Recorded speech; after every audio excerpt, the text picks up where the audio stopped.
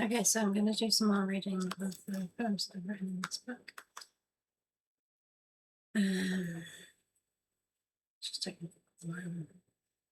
So, what did I got up to? Last time it was Chocolate City. And this one I'm going to read Big 21. LA Fort. Los Angeles, city of wonders, a place for dreamers, high-flying schemers. Mansions like forts, cars that sleep in driveways as big as forecourts. Wonders of a modern world, happiness bottled into a life of celebrity, not for the faint of heart or the weak of spirit. Life lived one day at a time, waiting for a big start, feeling watched, starstruck, and kind of fucked. So this poem, I was thinking about life in America and just like, it's kind of an imaginary idea of what it would be like. Yeah, so this poem was inspired by thinking about my favourite singer, Darren Hayes, who lives in Los Angeles. This was while I was imagining the kinds of expensive houses and nice cars they probably have over there. I know Darren has said that he doesn't see himself, something just popped up on my laptop. He doesn't see himself as a big celebrity, but I like to think that he's treated like one, with people knowing how good his music is wherever he goes. Yeah, so it was just a light-hearted little poem. Right, just oh, it was right at 2 a.m. I think I couldn't sleep. So I wrote that one. I wrote Chocobo City, the previous one, 1:10 in the morning, and then I wrote just before that, I wrote the next one, Seed for a Ballum That Was Freed. I wrote that at just gone 1:30 midnight. So then I wrote Chocobo City, and then I wrote LA Fort. I wrote 3 in one morning, early hours of the morning. But yeah, so this is Seed for a Ballum That Was Freed. Excuse me, I've just had my dinner. Ballum Garden was where Seed was trained. Their plans were always to save the planet. Secrets that were kept from the moon, monsters reigned. Ida was frozen into an exoplanet, the world that wept for its lost serenity, disasters aplenty. Fallen soldiers were 10 a penny, they found their love for a loon. When they discovered they were given a magical childhood, brought up on an orphanage that taught them courage. Elune was their mother, she kept them safe from danger. Irvin was the ranger, he held a rifle and took shots from afar. In Dealing City, a motorcade, a clock tower, and a parade.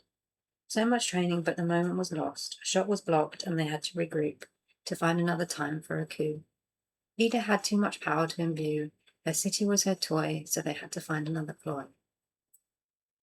So this is another one based on the storyline of Final Fantasy VIII. It describes the background behind where the main characters spent their childhoods in an orphanage, and also describes how they entrap the main aggressor, Ida, into a frozen container near the moon. After she is released and escapes to her own people, she takes over a city and uses mass mind control to keep them working for her. The Seed crew are assembled along with a sharpshooter named Irvin to try to take her down during her inauguration parade. Unfortunately, he freezes from anxiety at missing the shot, and the moment passes without him being able to stop her. They attempt another shot, but end up having to tackle her and her followers another way. It's kind of just an interesting play on some of the events that happen in Final Fantasy VIII. I thought I would focus on some of the stuff that they do in Dealing City. It's quite a long, complicated mission. First off, you have to remember it correctly. I think you have to go and fight some Minotaur. There's two monsters in a maze outside the city. You have to go in there to get a key, I think, and then you have to It might be the key for the underground area. It's been a long time since I played it, so I'm just going by memory. It's probably about 15, 20 years since I played it. But yeah, I always kind of enjoyed it because they do quite a fancy cutscene. I think they call them FMV, full motion video, back then. And they did quite a nice scene where like there are loads of performers dancing, and they show Ida, she has some kind of magical powers that she changes the headdress she's wearing. It's like a mask with a beak on it, and she moves her hand and it just kind of magically gets removed. I kind of remember it in that way. I might be wrong, I haven't watched it for a while. But yeah, they didn't do that many of those FMVs. So it's one that I remember quite fondly. And you have to spend quite a lot of time getting your team together and planning it. So it's, yeah. I spent quite a lot of time enjoying playing Final Fantasy VIII when I was a kid. Yeah. So this poem is Icarus and his son. Icarus had an idea for flight. He wanted to show his intellectual might. He made wings to soar the sky, to feel the exhilaration of how to fly. His son followed his idea, both went to great heights, felt heady delights. Wings made of wood and feathers, stuck together with wax. One day they went too high, soared until the sun was so close to them in the sky. Wax melted, feathers fell, one by one, and Icarus and his son found their fun was done. Yeah, so I wrote this poem after I read Darren Hayes' book Unlovable. So yeah, this poem is inspired by the chapter of Darren Hayes' book Unlovable named Icarus. And the title is a play on the idea that perhaps if Icarus had survived, he might have tried to fly again with his son. I know the story is actually about the father, Daedalus, but I felt changing it a little bit made it more interesting, rather than having it as Icarus and his father or Daedalus and his son. Icarus is the name that's more well known, I think. So yeah, I think it's just a nice little poem about the idiocy of thinking that you can fly up to the sun on feathers and wax and that the sun won't somehow heat up too much. But yeah, it's that idea of they were so clever that they managed to do something that no one else had done, but then that was their downfall, that they didn't think it all the way through. They could have maybe waited to test it for a little while before they came up with the idea of a parachute. Yeah, so my next poem is Coffee Java Kotlin. Coffee testing, espresso resting, waterfall coding, Java beans, keeping programs lean. Kotlin loading, Maven besting, Android Studio Playroom.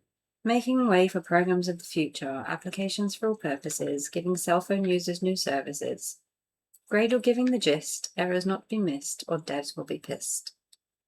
So the summary is this poem actually started as a flute song, inspired by my time as a programmer. After becoming quite fond of the wording, I decided to write this poem to explain my thoughts about it. I don't usually include swear words in my poems, but this one I felt it suited the light-hearted mood and tone of writing.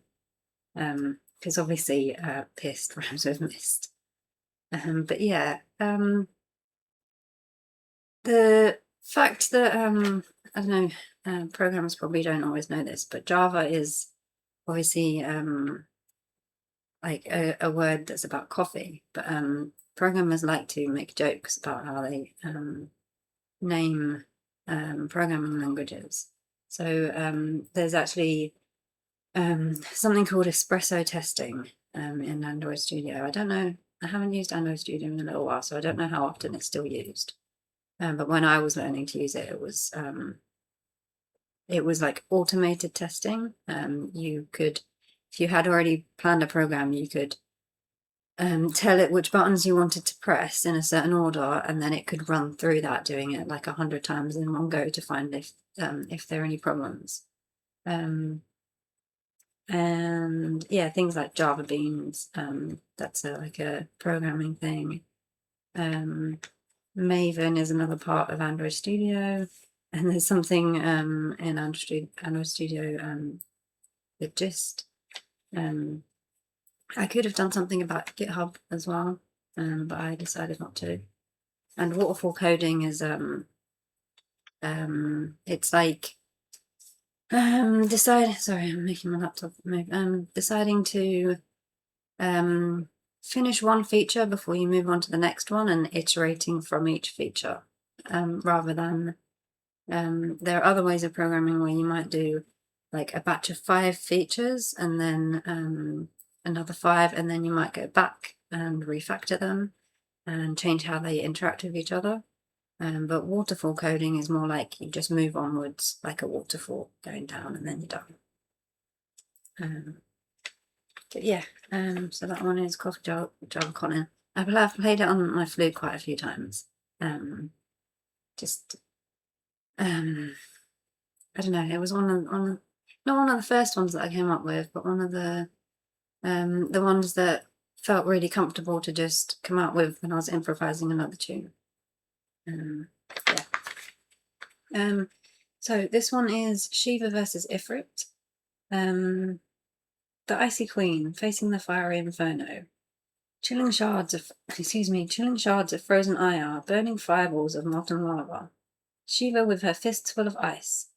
Ifrit with his golden lights, both trying to end the other, neither fighting fair, both well aware that they can't exist in the same lair.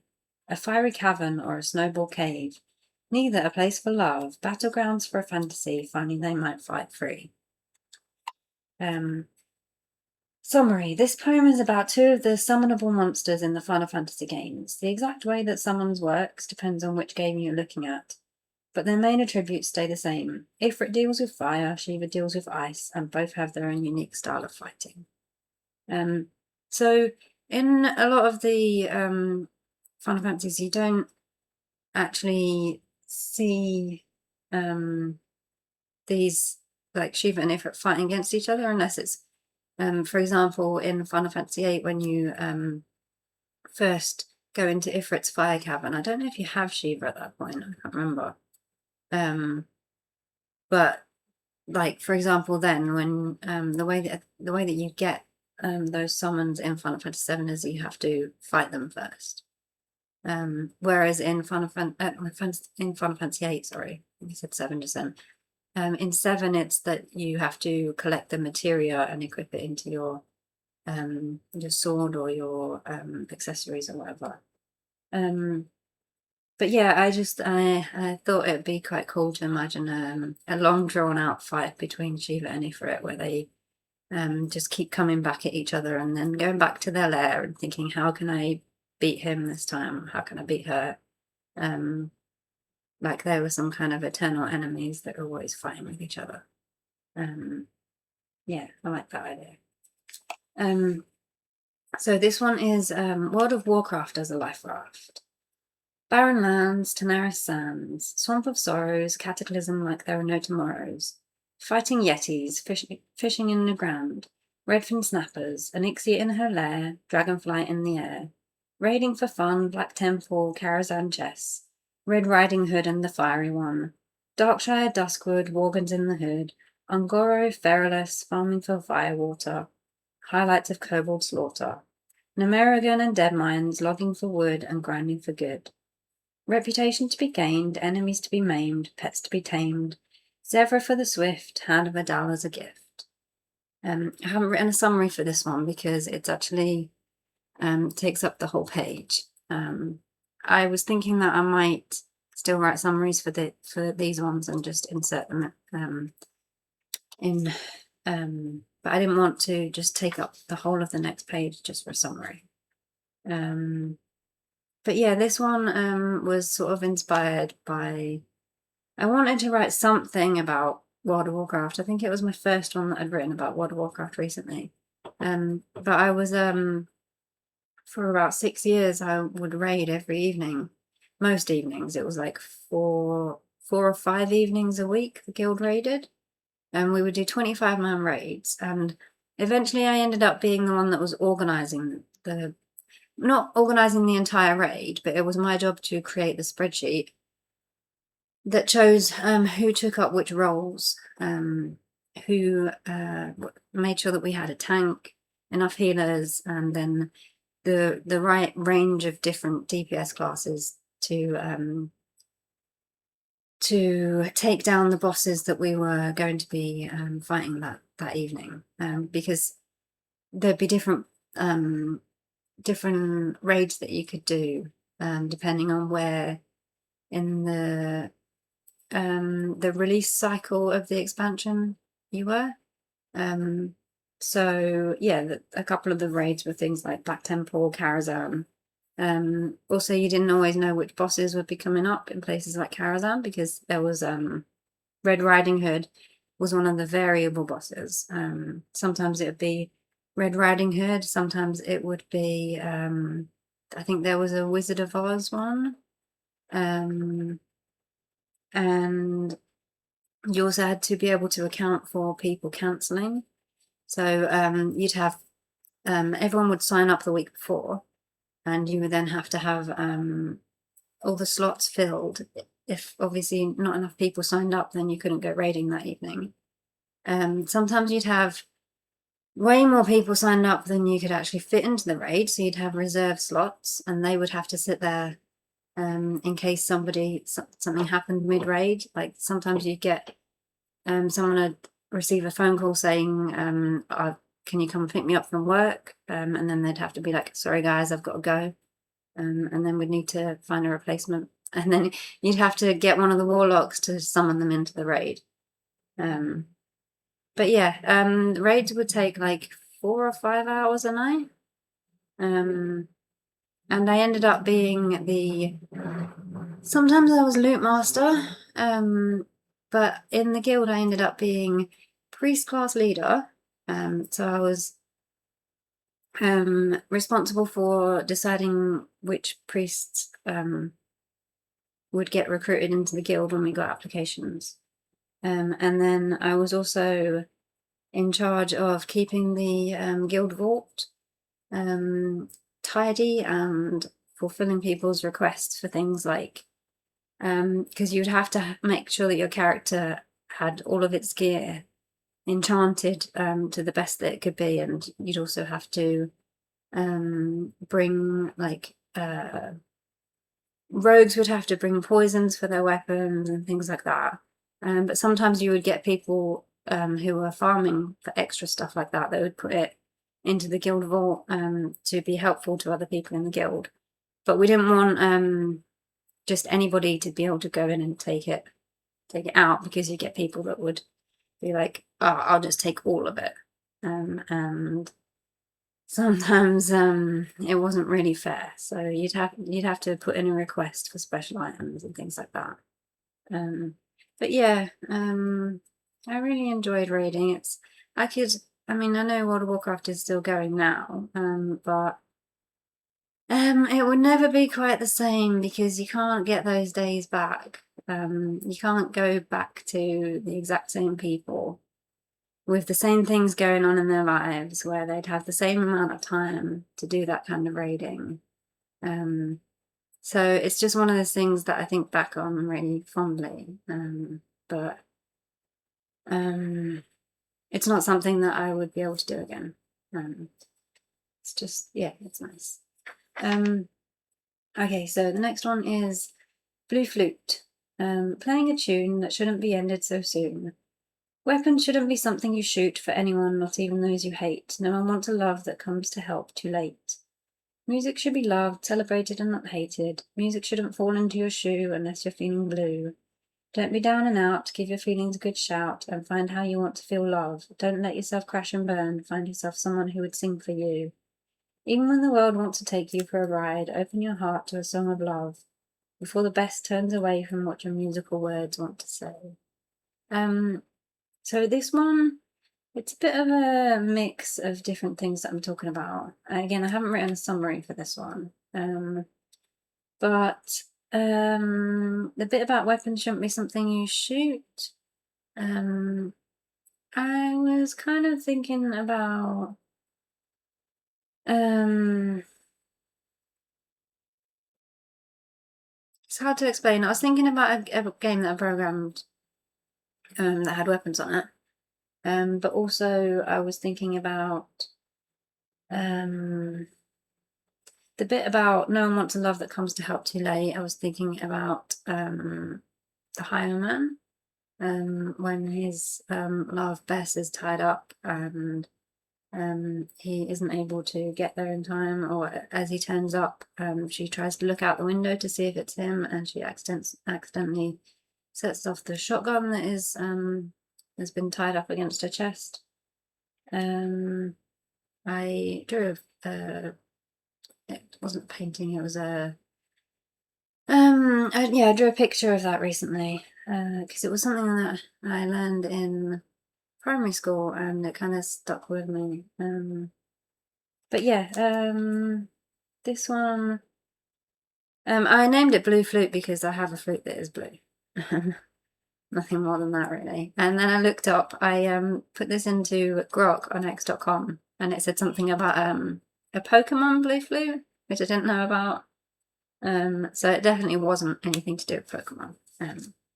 Yeah. But a lot of my favourite flute songs that I've come up with were what I played on that flute. I've got another one now though, because the it's like a plastic acrylic thing that gives it the blue cover, and a lot of that has been coming off. I don't know why. It wasn't that expensive. It's not. I don't have a lot of money to buy myself a really expensive flute. So yeah.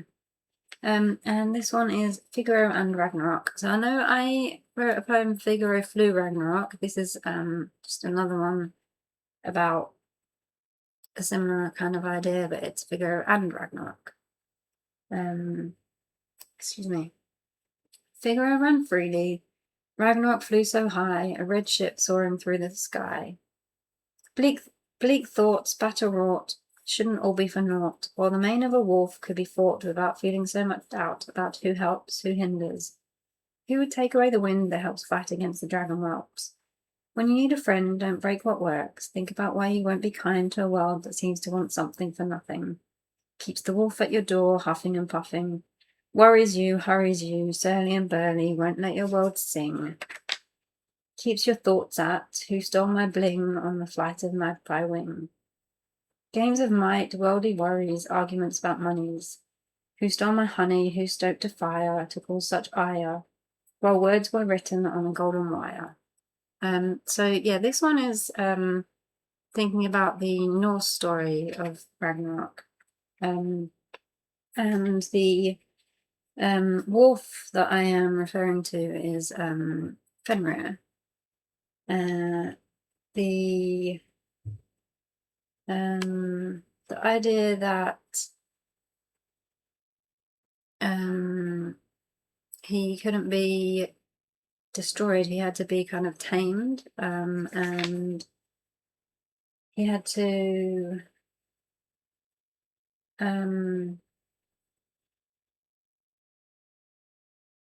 sorry, I'm not sure where I was going with that. I did write a summary on this one actually. I'll just read the summary. This poem is based on one of my flute songs and explores the idea of Ragnarok in the Norse sense. The Norse gods were often quite harsh about the humans and saw them as largely irrelevant to the decisions and choices they had to make. They often had their own arguments and infighting to deal with, usually instigated by Loki, who seemed to cause trouble out of boredom. Yeah, the games of might, worldly worries, arguments about monies. And the magpie wing. I was reading about some of the Norse stuff, and it seems that some of the Norse characters used magpies to spread word about certain things, but then Odin also had his two crows.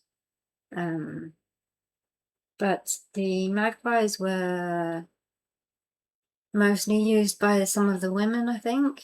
And they were not necessarily always talking about good things. They were sometimes talking about like bad news that would be coming, and yeah. The next one is 20 minutes. Ships that pass in twilight. Melancholy on the seas, moving their weight, engines ablaze, fighting the angriest of waves. To move cargo with ease, crew working to keep time, keep to their shipping lines. To bring to their destination the items the world craves. Night on the sea could be dark and dangerous, but conquering the waves could be so wondrous. Two ships that might meet but not collide, happy to go for a round-the-world ride. Summary. This poem was when I was considering the way that the world moves heavy goods around the world and how that has shaped the world we see around us. I also thought about the idea of two ships nearly having the same route, but differing enough to complement each other.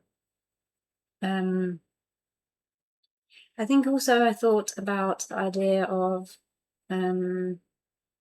two ships that maybe were carrying similar but not quite the same goods. Like I said, having nearly the same route, but sort of just traveling along their shipping lines, maybe sometimes not even really being that aware of each other, but sometimes wanting to cross the same bit of sea at the same time and having to negotiate that. It's just, yeah, I was thinking also about how the world orders stuff to be delivered from the other side of the world, and it just gets there, and sometimes it takes a few weeks, sometimes it can be a few days, but how the world would be a very different place if that sort of system wasn't there. Yeah, so I think that'll do for now, because that was page 31, so that's another 10 poems. And I think I still need to write a few more summaries. Let me see. Before I do a video for the next ones, I'll probably fill in a few more of these summaries. But yeah, that'll do for now.